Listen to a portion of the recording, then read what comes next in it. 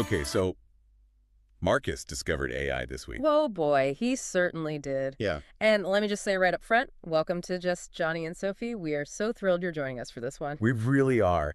And if you are listening to us right now, you probably know our whole mission here. We bring you real stories, actual text messages, and The completely unfiltered group chat receipts. exactly, the receipts straight from our own friend group. Because we want to explore what actually happens when we let artificial intelligence step out of our work emails and directly into our personal lives. Right. What happens when you ask a machine to essentially communicate for you? Yes. And today we are starting with what I can only really describe as a spectacular, breathtaking, romantic disaster involving our friend Marcus. It truly is a cautionary tale for the modern age. I mean, the screenshots he shared in our group chat, they belong in a museum of terrible decisions. 100%. So picture this. The setup here is something I think literally everyone listening can relate to, even if, they wouldn't admit it out loud. Marcus liked someone. He had a crush. A pretty big one from what I gather. Yeah, a big crush. And he was staring at his phone, just completely paralyzed by that classic fear of saying the wrong thing. The blinking cursor of doom. Yes, the blinking cursor. He wanted to send the absolute perfect message to kind of initiate things, but he was terrified of sounding clumsy. So he turned to AI. Right, because his logic was essentially, well, this computer is smarter than me. It has a massive vocabulary, so it can make me sound romantic and clever. And impressive. Now, to be fair to Marcus here, I want to play devil's advocate for just a second. Okay, go for it. Staring at a blank screen when you have a crush is genuinely terrifying. Your mind just goes completely blank. Isn't it totally natural to want a machine to just, step in and hand you the right words? Oh, it's a completely natural instinct. The problem isn't wanting the help.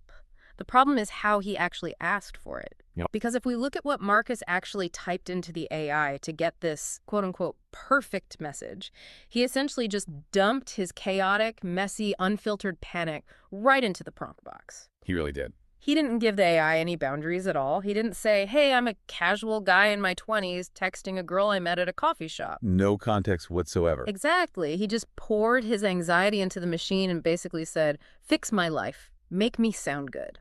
And what he didn't realize is that sounding good to a computer is very, very different from sounding good to a human being. Completely different. And I think this is a really great moment to quickly peek under the hood of how these large language models actually work. Yeah, let's do that. You have to remember that AI is trained on vast amounts of internet text, right? Encyclopedias, centuries of literature, formal documents. The whole internet. Yeah, all of it. And by default, these systems are programmed to be incredibly polite, highly formal, and extremely helpful. So if you don't specifically tell the AI to be casual, its default state is essentially a 19th century Victorian butler. A Victorian butler. That is the absolute perfect way to describe it. Because remember, Marcus is a normal, casual guy. Very casual. He wears hoodies, uses slang. He is definitely not a poet. Yeah. But the AI took his panicked prompt and spit out this incredibly long, dense paragraph. Oh, man. And the opening line, the very first thing he sent to this crush was, quote, I find myself profoundly moved by your presence. Wait, let's just sit with that for a second. I find myself profoundly moved by your presence. He copied it, he pasted it, and he hit send. Completely unedited. Completely unedited. That is just brutal. I mean, there are so many reasons why this is a terrible text message to send to someone you are just casually flirting with. So many reasons. First of all, it is way too long. Texting is supposed to be a lightweight, back and forth kind of rhythm. Right, a ping pong match. Exactly. But more importantly, it uses words that Marcus would never, ever use in his entire life.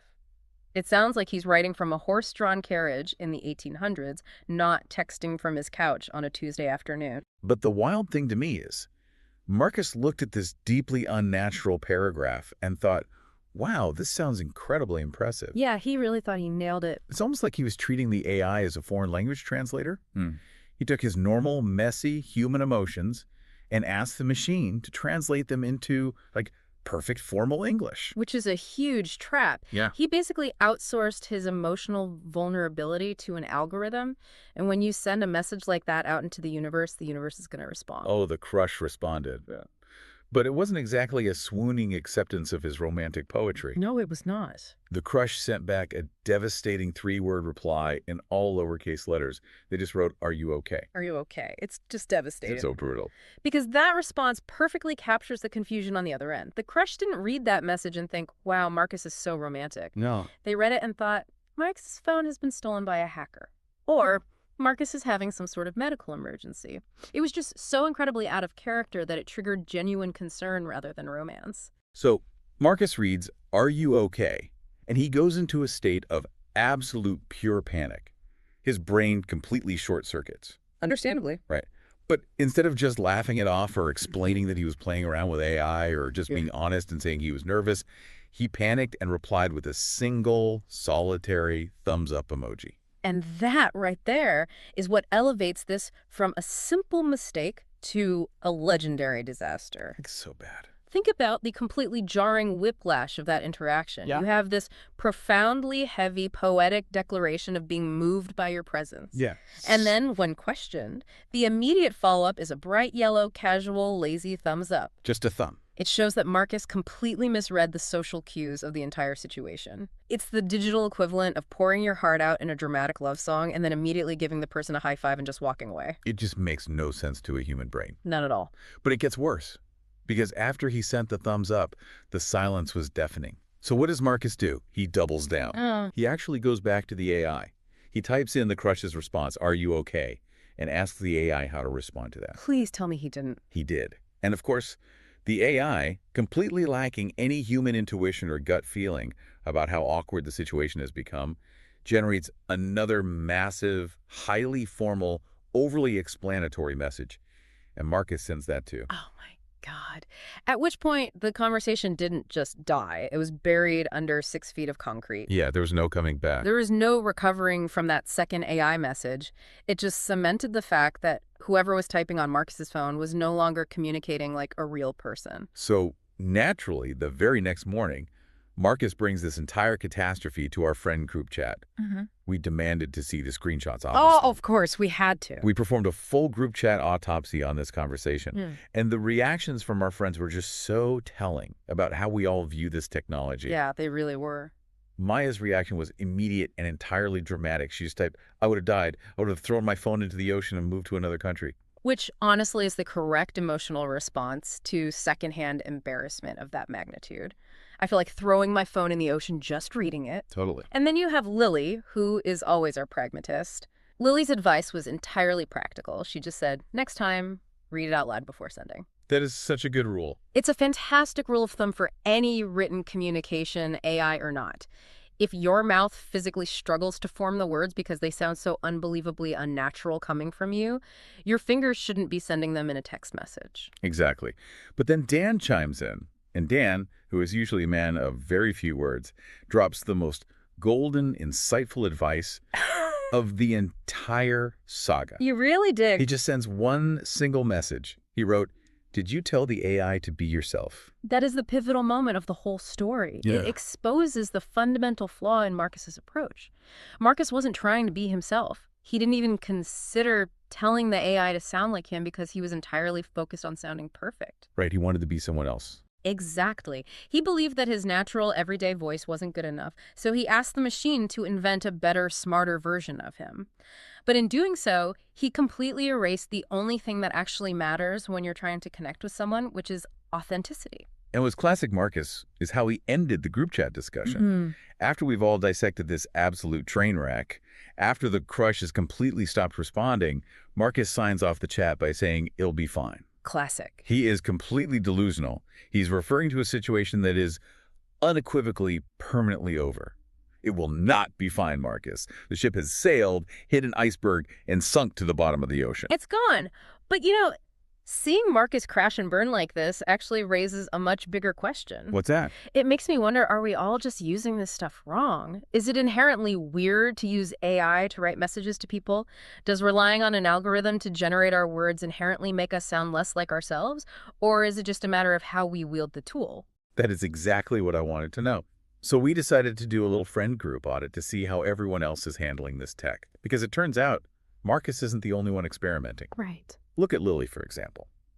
Lily uses AI constantly. She uses it to organize her grocery lists, her project timelines for work, and to basically map out her daily schedules. And for Lily, that works perfectly. And if we look at why it works for her and fails for Marcus, it really comes down to the emotional weight of the task. Oh, that's interesting. Yeah, because Lily is hyper organized, she loves structure, and she's essentially using the AI as an administrative assistant. She's not asking it to replicate her personality. There's no emotion in a grocery list. Exactly. There is no emotional authenticity required to sort out a list of vegetables or format a spreadsheet. The AI excels at categorizing data, so she gets all the benefits with zero awkwardness. Right. But then you have Maya. Maya recently found herself in a slightly complicated social situation, a disagreement with a coworker, and she decided to ask the AI for advice on what she should do. Oh, Maya. The AI processed her dilemma and presented her with 7 different, highly detailed options for how to proceed. 7 options. Option A was a direct confrontation, option B was writing a polite email, option C was looping in a manager, and Maya told us she ended up crying because she was infinitely more confused than before she asked. It was just peak Maya. That perfectly illustrates what happens when we ask machines to do human thinking. Maya went to the AI seeking clarity. She wanted a definitive answer. But the AI just gave her a menu of probabilities. Oh, doesn't know her coworker. No. AI is incredibly good at generating options, but it is terrible at making human judgments. It doesn't have a gut feeling. It can't tell Maya which of those 7 options actually feels right for her specific personality or her specific office culture. It just dumps information on you and walks away, which naturally leads to total decision paralysis. So true. Then, of course, there's Dan. Dan has never used AI. He has never opened a chatbot. He sees absolutely no reason to start, and he is completely 100% fine. Don't bother. He is living his life, communicating exactly as he always has. And then back to Marcus, who, despite the romantic catastrophe, now uses it for absolutely everything. He uses it to write emails, to draft texts, to plan his weekends, with incredibly mixed results. Very mixed. Sometimes it's fine, and sometimes he sounds like a Victorian ghost again. Which leaves us with the core question, right? Is AI actually making life easier, or is it just making life different? That's a great point. Is it actually saving us time, or is it just shifting the mental effort from writing the words yourself to editing the robotic words the machine gives you? I love how you phrased that, treating it like a foreign language translator earlier, because that connects so deeply to you, our listener.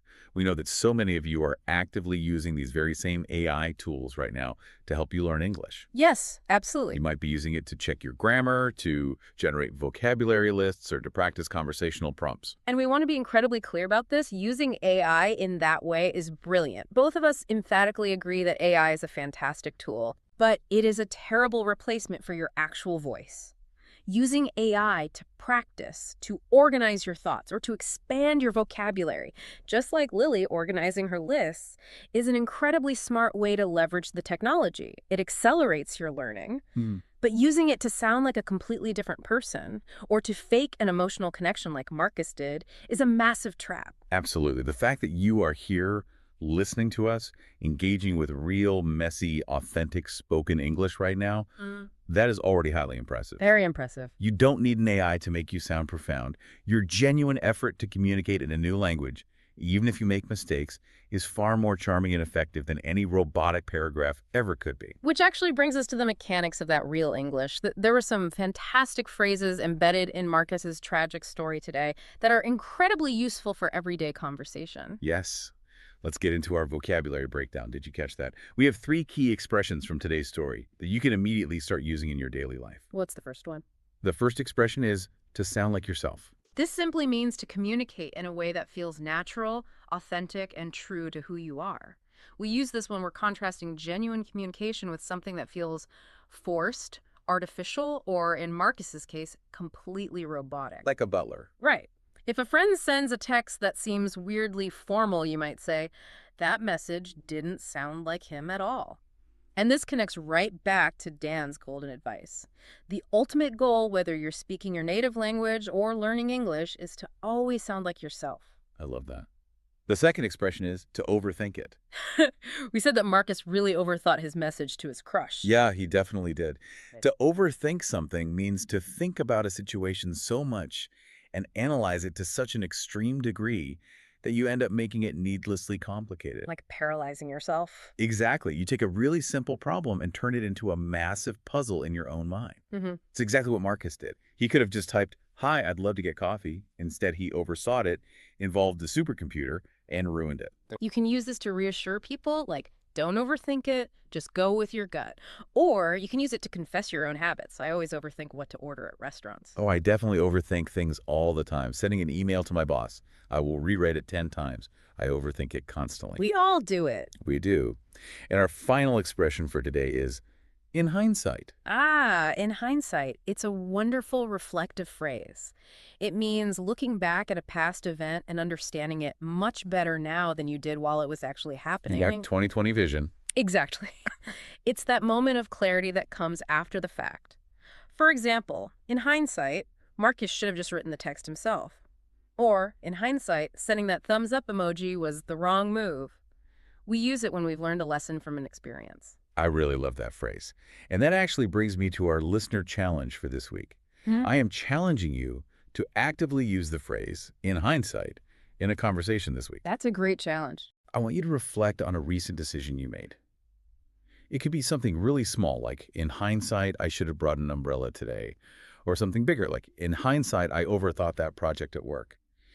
Dropping in hindsight into your sentences instantly makes your spoken English sound so thoughtful, reflective, and completely natural. It really does. It shows a really high level of language mastery because you're playing with the timeline of your own understanding. Now, before we go, I want to leave you with a final thought to mull over, building on everything we've discussed today with our friends' varying success using these tools. Okay, let's hear it. Imagine a future where an AI has studied all your texts, your emails, and your voice notes. It eventually learns to mimic your exact writing style, your unique tone, your specific sense of humor perfectly. That's a little scary. It is, but if it could reply to your friends exactly the way you would you still feel the need to send messages to your friends yourself? Or is the actual physical effort of typing the words, of dedicating your time and attention to that person, the most important part of the connection? Oh, wow. That is a heavy question. I feel like Maya would need 7 different AI options just to figure out how to answer that. She definitely would. But it is definitely something to think about as these tools get smarter and more integrated into our everyday lives. Now, speaking of getting smarter, or at least trying to, I have to give you a quick teaser for the next time we meet. Yes, you won't want to miss this. Because next time, we are focusing on Dan. Dan, who never uses AI, decided to try something incredibly unusual on his own. He attempted to think entirely in English for one full day. And I mean everything. His passing thoughts, his reactions to dropping his keys, his entire internal monologue. Let's just say it goes significantly better than anyone expected, but also gets much, much stranger than we could have ever anticipated. You will not want to miss the breakdown of Dan's linguistic experiment. It is going to be so much fun. Thank you so much for hanging out with us today and exploring the chaos of modern communication. We will see you next time. Remember, real conversations, real English, every day.